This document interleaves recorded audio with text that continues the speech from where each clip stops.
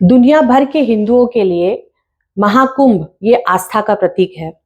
अपनी जीवन भर की पूंजी इकट्ठा करके हम कैसे उस कुंभ में जा सके, इसलिए एक आम इंसान प्रयत्न कर रहा है।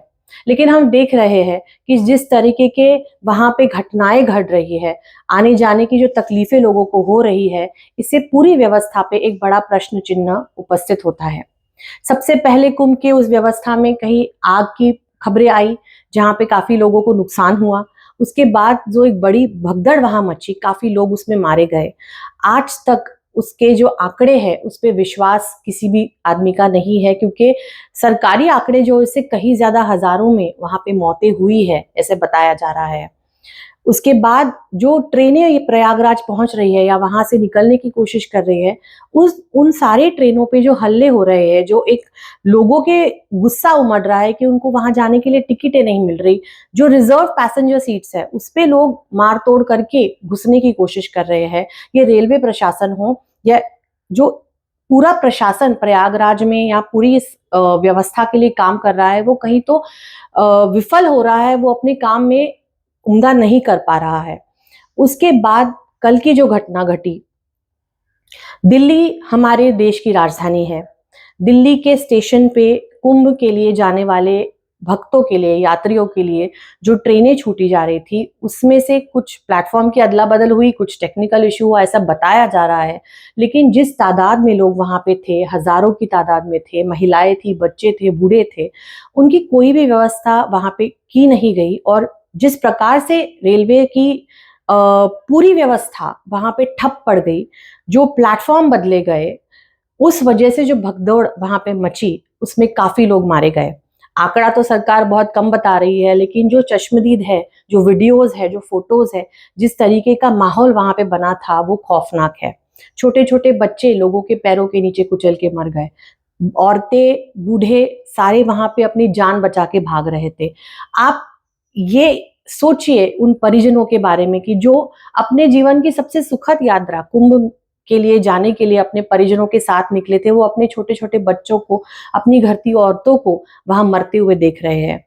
इस दिल्ली के हादसे के बाद कम से कम अब तो जो भारत सरकार है, जो यूपी की सरकार है, जिन्होंने इन सब की जिम्मेदारी अपने सर पे उठाई थी, जिन्होंने श्रद्धालुओं को बुलाया था कि आप आए कुंभ में हमारे साथ इसमें यहाँ शामिल हो, उनके इस पूरे प्रवास की, उनके ये पूरे जो सुरक्षा की जिम्मेदारी है, इसकी जिम्मेदारी लेते हुए कम से कम नैतिकता के आधार पे रेलवे मिनिस्टर अश्विनी वैष्णव जी, इन्होंने अपना इस्तीफा देना चाहिए, ऐसा मुझे लगता है।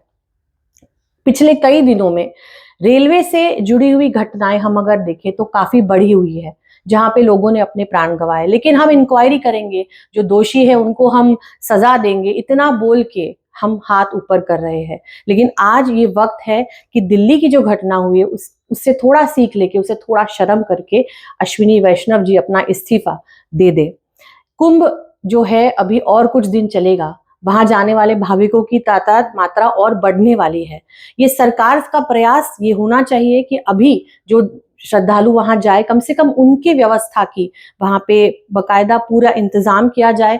और उनका जो सुरक्षा है, ये आपकी सरकार की सुरक्षा उनको मिलनी चाहिए, इसकी भी वहां पे पूरी व्यवस्था होनी चाहिए।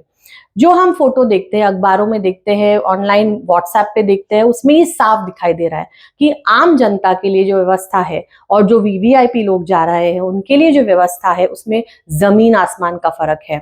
ये पूरा जो कुंभ का मेला है, या इसमें जो पैसे, जिस तरीके के पैसे इस पे खर्च किए गए, कई हजार करोड़ रुपए इसमें खर्च किए गए, वो हम और आप जो आम इंसान है, वो जो टैक्स भरता है, जो कर हमसे वसूला जाता है, उसमें से ये सारी व्यवस्था हो रही है। लेकिन अगर आम इंसान वहां जाते हुए सुरक्षित नहीं है, अगर वो कुंभ में शामिल होते हुए अपनी जान गंवा रहा है, तो ये सब करके हमें क्या हासिल होने वाला है।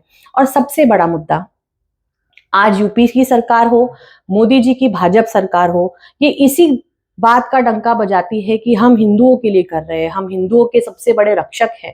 लेकिन अगर आज देखा जाए तो आप हिंदुओं के भक्षक बन रहे हो। ये आप ध्यान रखिएगा, जो वहां पे मृत हुए हैं वो सारे भाविक, हम सारे समाज के लोग तो थे ही, लेकिन सबसे ज्यादा जो थे वो हिंदू धर्म के लोग थे। तो अगर आज आप इस चीज की नैतिक जवाबदारी नहीं लेते, जवाबदेही आपकी है, अगर आप ये नहीं समझ पा रहे, तो उस शासन में, उस कुर्सी में बैठने का आप किसी को भी अधिकार नहीं है।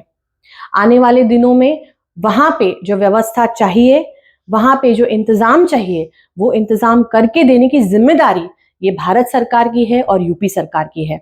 हमने देखा कि वहां रेलवे प्लेटफॉर्म पे तो पुलिस थी नहीं, किसी ने वहां पे किसी की मदद नहीं की। बाद में जब अस्पताल में लोग, और ऐसा बताया जा रहा है कि 5-6 लाशें एक के ऊपर एक रखे गए थे, जिस प्रकार का व्यवहार मरने के बाद भी लोगों के साथ वहां पे हुआ है वो दुर्दैवी है। और उस हॉस्पिटल के बाहर, ताकि कोई मीडिया वाला अंदर नहीं जा सके, कोई आम आदमी अंदर नहीं जा सके, फिर वहां पे पुलिस बंदोबस्त बहुत तगड़ा रखा गया। तो ये सोचने की बात है कि मोदी जी और योगी जी जो इतनी बड़ी बड़ी बातें कर रहे थे, वो कहीं ना कहीं विफल हो रहे हैं, और उनकी इस विफलता में हमारे सामान्य इंसान की, हमारे जनता की जान जोखिम में जा रही है। मेरी दरख्वास्त रहेगी, जो कोई श्रद्धालु इस दिन के बाद कुंभ में शामिल होना चाहिए, जरूर जाए, लेकिन अपनी सुरक्षा का ख्याल आप खुद रखें, क्योंकि सरकारें जो है, ये जो सारे नेता है जो कुर्सी में बैठे हुए, वो सिर्फ अपनी कुर्सी संभालने के लिए बैठे हैं, आपके लिए वो कहीं भी वहां खड़े नहीं है। धन्यवाद।